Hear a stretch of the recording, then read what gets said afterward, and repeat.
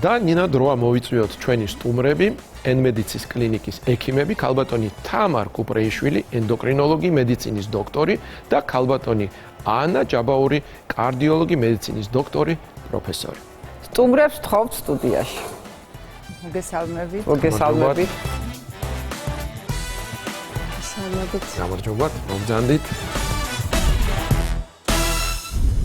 კეთილი იყოს თქვენი სტუმრობა ჩვენს გადაცემაში. დიდი მადლობა რომ მოგვიწვიეთ.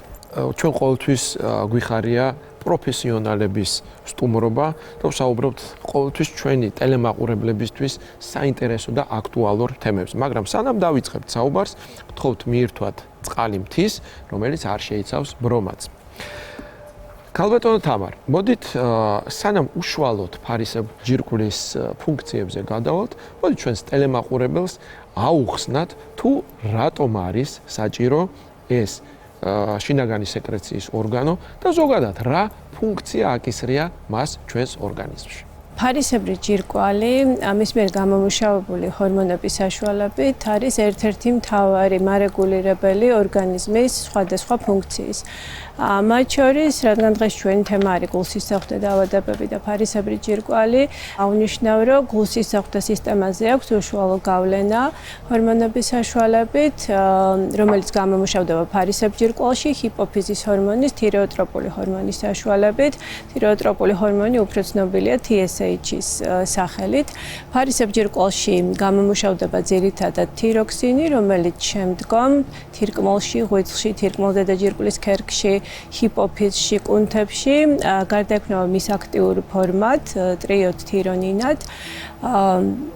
არ არის მონაცემები მის შესახებ, რომ კარდიომიოციტებში ხდება ესეთი გარდაქმნა, მაგრამ კარდიომიოციტების მემბრანაზე არის სატრანსპორტო ცილები, რომლის საშუალებითაც ხდება თირეოდული ჰორმონების ტრანსპორტირება კარდიომიოციტში, უკავშირდება რეცეპტორს, წარმოქმნება ჰორმონ-რეცეპტორული კომპლექსი, რაც განაპირობებს სწორედ ამ თირეოდული ჰორმონების მოქმედებას გულსისხლდე სისტემაზე. გულსისხლდე სისტემაზე გავლენას ახდენს როგორც თირეოდული ჰორმონების დეფიციტი, ასევე თირეოდული ჰორმონების სიჭარბე. თირეოდული ჰორმონების დეფიციტის, ანუ ჰიპოთირეოზის დროს გვაქვს ბრადიკარდია, მატულობს დიასტოლური წნევა, დამახასიათებელია ლიპიდური ცვლის დარღვევა, ჰიპერთირეოზის, ანუ თირეოდული ჰორმონების მაღალი დონის დროს გვაქვს ხოლმე ტახიკარდია, მატულობს სისტოლური წნევა და იქმნება პირობები მოციმციმე არითმიის და გულის უკმარისობის განვითარებისთვის. ქალბატონო თამარ, მოდით ჩვენ ყოველთვის ვამბობთ, რომ ჩვენს გადაცემაში ვცდილობთ, რომ ნაკლებად გამოვიყენოთ სამედიცინო ტერმინოლოგია, არიან ადამიანები, ვინც არის ის, რა არის ბრადიკარდია, რა არის ტახიკარდია. ანუ გარკვეული ჯგუფი ჰორმონების ანელებს, ასე ვთქვათ, გულის რიტმს, გულის ცემას, ხოლო გარკვეული ტიპის ჰორმონები პირიქით აჩქარებს ამას ყველაფერს. უფრო ზუსტად რო ვთქვათ, თირეოდული ჰორმონების მაღალი დონის დროს ხდება გულის ცემის გახშირება, დაბალი დონის დროს ხდება გულის ცემის გაიშვიათება. რამდენად საჭიროა ხოლმე აი ამ პროცესების კორექცია, რასაც ქვია თირეოდული ჯირკვლის დისფუნქცია, ჰორმონების გამომუშავების, ასე ვთქვათ, მოშლა, პაციენტების გასაგონად რომ უფრო კარგად ახსნათ, რამდენად არის მნიშვნელოვანი, როდესაც არის გულსისხლდე პათოლოგია, რომ კიდევ დამატებით შევისწავლოთ ფარისებური ჯირკვლის ფუნქციები, ხომ არ არის ამაში, ასე ვთქვათ, ჩართული და უნდა უმკურნალოთ თუ არა ამ ორი ორგანოს პათოლოგიას პარალელურ რეჟიმში. გულსისხლდე დაავადებების დროს, რა თქმა უნდა, ძალიან მნიშვნელოვანია თირეოდული ფუნქციის გამოკვლევა. როგორც წესი, კარდიოლოგები იკვლევენ ხოლმე ფარისებრი ჯირკვლის ფუნქციას. ძალიან მნიშვნელოვანია თირეოტოქსიკოზის, ჰიპერთირეოზის მკურნალობა, ანუ როდესაც სისხლში თირეოდული ჰორმონების დონე მაღალია. ამ დროს ძალიან მნიშვნელოვანია განსაკუთრებით გულსისხლდე დაავადებების დროს, განსაკუთრებით ხანდაზმულ პაციენტებში, რომ ძალიან სწრაფად მოხდეს ეუთიროიდული მდგომარეობის მიღწევა. ანუ ეუთიროიდული მდგომარეობა ნიშნავს სისხლში თირეოდული ჰორმონების ნორმალურ დონეს. ასევე ძალიან მნიშვნელოვანია ჰიპოთირეოზის დროსაც შეთანხმებული მუშაობა, იმიტომ რომ აშკარა ჰიპოთირეოზი, ისევე როგორც სუბკლინიკური ჰიპოთირეოზი და სუბკლინიკური ჰიპოთირეოზი გულისხმობს, როდესაც TSH-ის დონე არის მაღალი და სისხლში ფარისებრი ჯირკვლის ჰორმონების დონე ნორმალურია. როდესაც გვაქვს აშკარა ჰიპოთირეოზი ან მძიმე სუბკლინიკური ჰიპოთირეოზი, აქაც ძალიან მნიშვნელოვანია მკურნალობა. რომ ჰიპოთირეოზიც იწვევს გულსის ძარღვთა სისტემის ფუნქციის გაუარესებას. ძალიან მნიშვნელოვანია, რომ დოზის კორექცია მოხდეს ნელა, თანდათან, ეტაპობრივად და კიდევ ერთხელ ვიტყვი, რომ ხანდაზმულებში განსაკუთრებით, იმიტომ რომ ხშირად ხანდაზმულებს აქვთ არა მხოლოდ ერთი თანხლები, შეიძლება იყოს რამდენიმე თანხლები გულსის ძარღვთა დაავადება. ქალბატონო თამარ, ჩვენ კიდე დაგიბრუნდებით კითხვებით. მოეთ ახლა კარდიოლოგის მხრიდან შევხედოთ ამ პრობლემას. ნახეთ, ქალბატონო თამარმა ძალიან კარგად გასაგებიანით აგვიხსნა თუ რა ფუნქცია აქვს ფარისებრ ჯირკვალს. მოით ახლა თქვენ გვითხრით, ქალბატონო ადა, რომელმა დაავადებებმა შეიძლება გამოიწვიოს კარდიოლოგიური პრობლემები. ანუ გულსის ძარღვთა სისტემის დარღვევები. დიახ, ამ დაამძიმოს. როგორც კარდიოლოგმა შემიძლია თამამად განვაცხადო, რომ პრაქტიკულად არ არსებობს ენდოკრინოლოგიური სერიოზული დაავადება, რომელიც გულსის ძარღვთა სისტემაზე მავნე გავლენას არ ახდენს. და ეს არც არის გასაკვირი, რადგან სწორედ ენდოკრინული სისტემის პროდუქტი, როგორც არის ჰორმონი, ძალიან დიდ როლს ასრულებს რიტმის, პულსის, სისხლძარღვთა კედლის ტონუსის და ზოგადად მეტაბოლიზმის რეგულაციაში. აქ შეგვიძლია ჩამოვთვალოთ მთელი რიგი დაავადებები და პირველ რიგში ისევ აღნიშნავ იგივე ფარისებრი ჯირკვლის დაავადებებს, როგორც ჰიპერ ისე ჰიპოფუნქციას, აგრეთვე რა თქმა უნდა შაქრიანი დიაბეტი, რა თქმა უნდა თირკმელზე და ჯირკვლის დაავადებები, პარათირეოიდული ჯირკვლის დარღვევები, ზრდის ჰორმონის დარღვევები, მეტაბოლური სინდრომი და ასე შემდეგ. თითოეული მათგანი მავნე ზეგავლენას ახდენს გულსის ძარღვთა სისტემაზე. შეიძლება გამოიწვიოს ისეთი დარღვევები, როგორც არის არტერიული ჰიპერტენზია, არითმიები, გულის უკმარისობა, ჰიპერლიპიდემია და კარდიომიოპათიაც კი. ლიპიდურ ცვლასთან დაკავშირებით, ქალბატონო თამარ, ძალიან საინტერესოა, რა გავლენა აქვს ფარისებრი ჯირკვლის პრობლემას და დარღვევებს ლიპიდურ ცვლაზე. ფარისებრი ჯირკვლის ფუნქციის დაქვეითების ჰიპოთირეოზის დროს გვაქვს ხოლმე ქოლესტეროლის დონე მაღალი, ასევე ტრიგლიცერიდების დონე მაღალი, რაც დაკავშირებულია იმასთან, რომ თირკმლის მიერი კლირენსი ქვეითდება, დაბალი სიმკვრივის ქოლესტერინის გამოყოფა, ანუ ცუდი ქოლესტეროლის გამოყოფა ქვეითდება, ასევე ქვეითდება იმ ფერმენტის აქტივობა, რომელიც იწვევს ტრიგლიცერიდების დახლეჩას, შესაბამისად სისხლში მატულობს ეგრეთ წოდებული ცუდი ქოლესტეროლის დონე.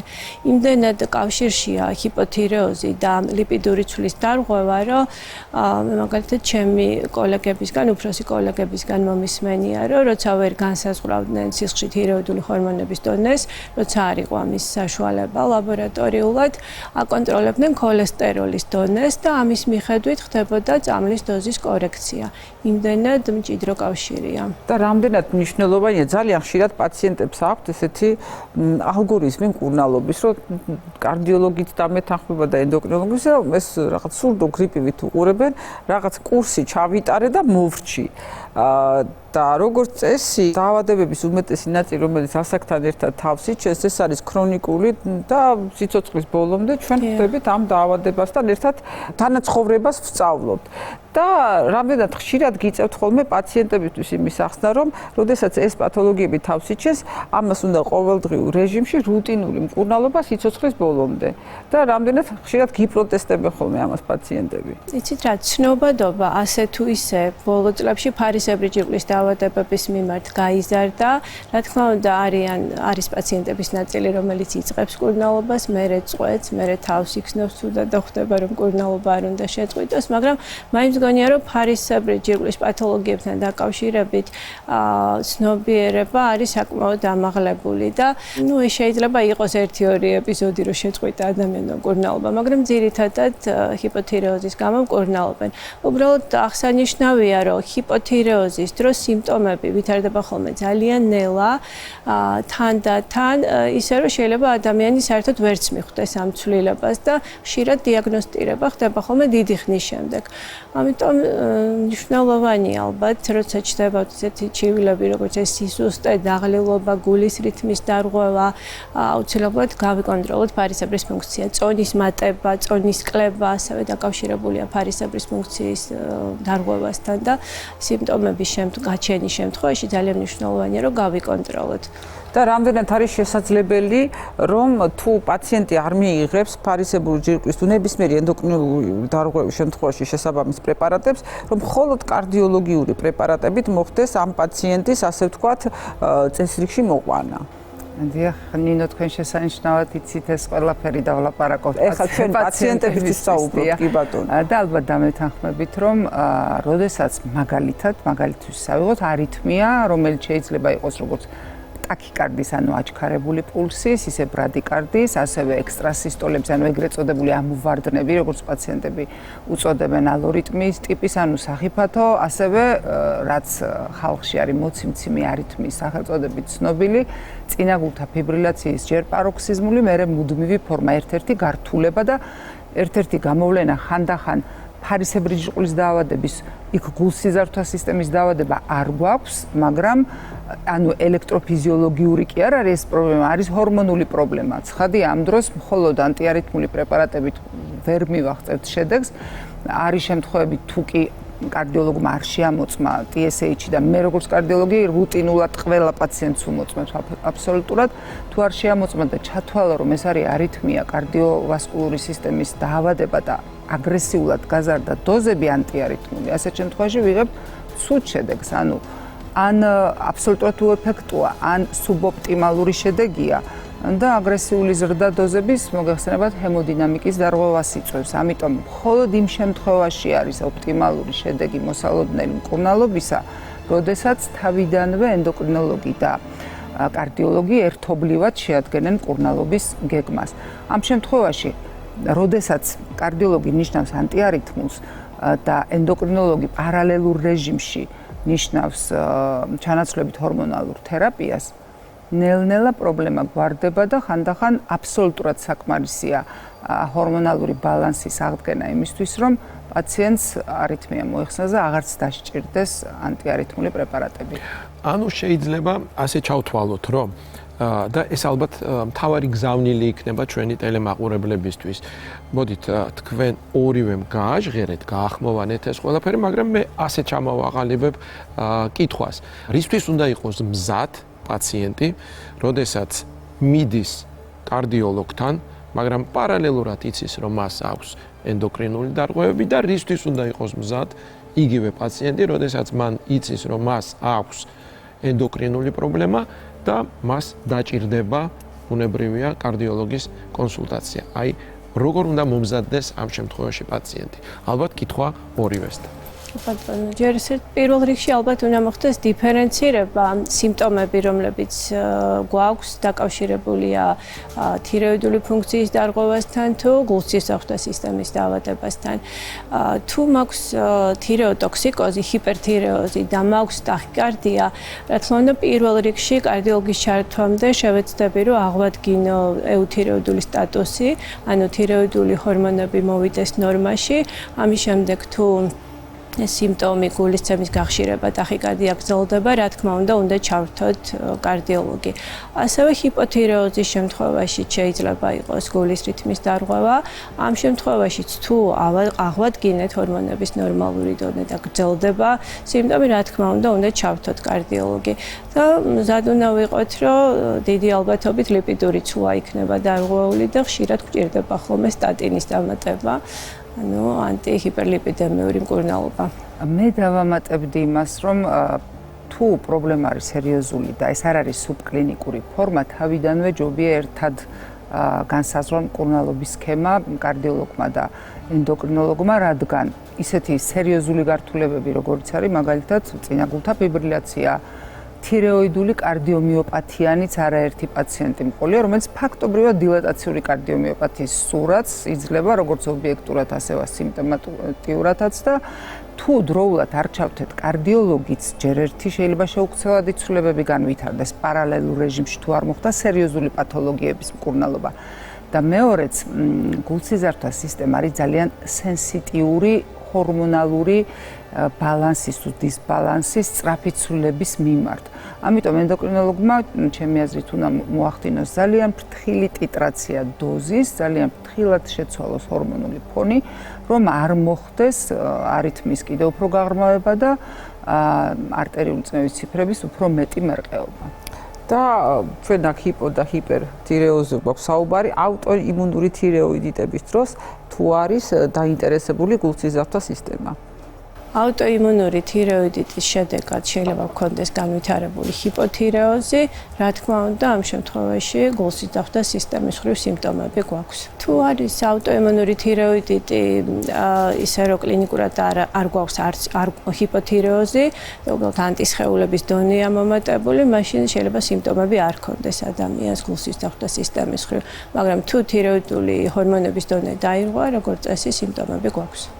ანუ იმ ეტაპზე სანამ არ გამოიხატება ჰიპოთირეოზი, მანამდე როგორც წესი ჯერჯერობით წინ არ მოდის ხოლმე გულსიზარდთა სისტემის პათოლოგიისთვის დამახასიათებელი ესა თუ ის სიმპტომატიკა. იმ შემთხვევაში, როცა გვაქვს მხოლოდ ანტისხეულების დონე მომატებული, გულსიზარდთა სისტემის მხრივ სიმპტომები ნაკლებად, ამ დროს უფრო ნერვული სისტემის მხრივ გვაქვს ხოლმე სიმპტომები. ანუ შემდეგი გადაცემისთვის ნევროლოგიც იქნება ჩასართავი, იმიტომ რომ ენდოკრინული სისტემის დარღვევები როგორც წესი ყველა ორგანოს ამა თუ იმ ხარისხის დისფუნქციას იწვევს. მათ შორის ფსიქიკაზეც მოქმედებს. მე მგონი პირველად მან დისახება ხოლმე და მე სისტემის მხრივ ძალიან გამოხატულია ხოლმე სიმპტომები როგორც წესი.